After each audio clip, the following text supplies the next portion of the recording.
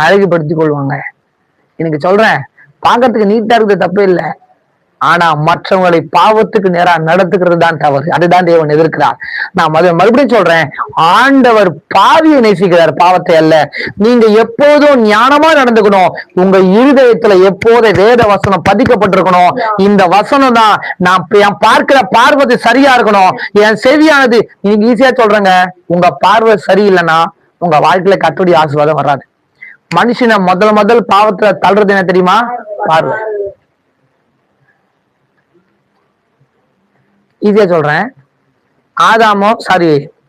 ஆபேலும் காயினும் காணிக்கை செலுத்த போறாங்க. அவங்க செலுத்தும் போது முதல் ஆண்டவர், அது முதல்ல எடுக்கிற பலி, அவங்க அப்பதான் பலி செலுத்துறாங்க.